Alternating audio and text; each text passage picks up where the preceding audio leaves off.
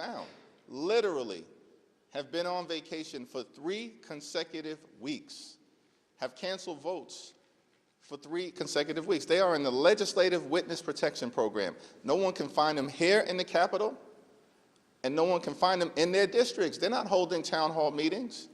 They're not visiting federal employees. They're not engaging with their constituents. They've been on vacation for 3 weeks, House Republican, in the middle of a shutdown. And so what we need is for them to come back to work so we can work this out, reopen the government, stand by our hardworking federal employees. By the way, the Trump administration this year, before the shutdown, has forced out over 200,000 civil servants. That's before the shutdown.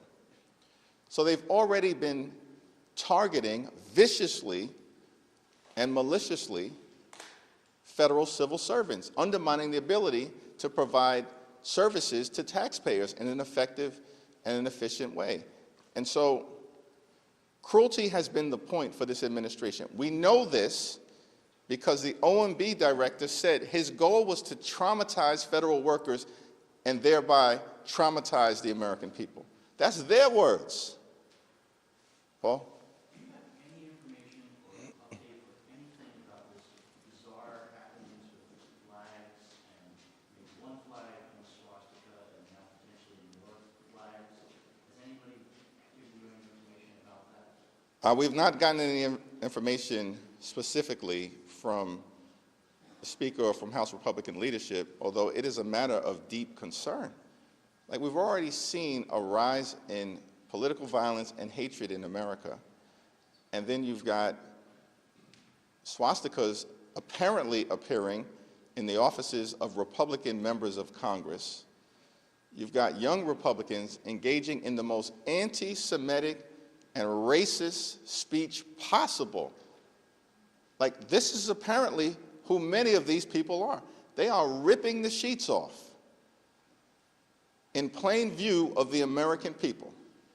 Their words, their actions, revealing themselves in so many different ways. And then you got Caroline Leavitt, who's sick, she's out of control. And I'm not sure whether she's just demented, ignorant, a stone cold liar, or all of the above.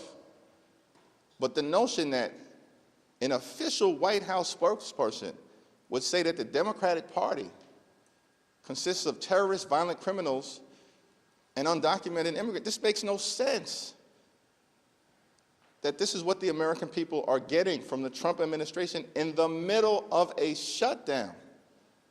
So their actions continue to speak for themselves, which is why they're on the wrong side of public sentiment. Question on the second. Thanks, yeah. Thank you.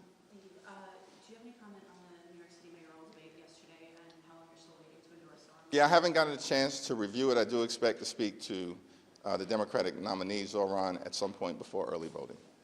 Mr. Leader. President Trump has said he's canceled the Gateway project. He's going to be prepared to slash welfare benefits in his latest comment. Is that even legal, what he's proposing to do, and does that make it harder to resolve the shutdown? Yeah, we're going to continue to stand up for the American people, cancel the cuts, lower the costs, save health care. We've made that position very clear from the beginning, and we're not moving. We're not going to bend. We're not going to break, because it's the health care of the American people that's at stake. And all of these efforts to try to intimidate Democratic members of the House and the Senate are not going to work, because we are on the side of the American people. And much of the action that the Trump administration is taking, of course, is unlawful and illegal.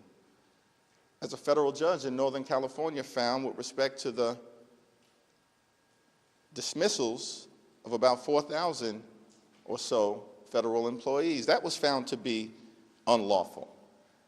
And so these threats to try to back us off our position, it's not working and it's not going to happen, because there is a Republican health care crisis that is devastating the American people, and we're going to continue to stand up for everyday Americans. Mr. Leader, you've been really trying to show united force with Leader Schumer. You guys have appeared together quite a bit. Yesterday on the floor, Leader Schumer encouraged every American to go out and participate in these No Kings rallies over the weekend. I know you said you hadn't looked at your schedule. Do you participate in a No Kings rally? Will it be in New York? And why do you think that these rallies are important this weekend? Well, I haven't finalized my schedule for the weekend, given the sensitivities around the government shutdown, and I'm still very hopeful that Republicans will decide to show up for work so we can get the government back open. But I support the right of every single American to participate in the rallies that are going to take place this week.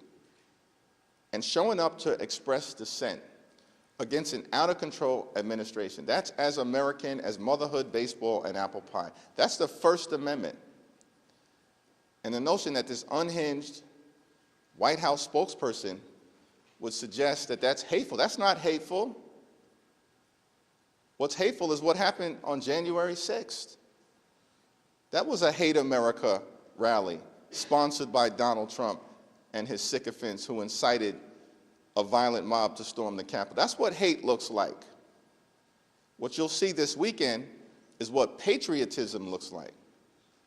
People showing up to express opposition to the extremism that Donald Trump has been unleashing on the American people, and Donald Trump's failures, the Republican failure to keep their core promise. Because you know what their core promise was last year? They were going to lower the high cost of living.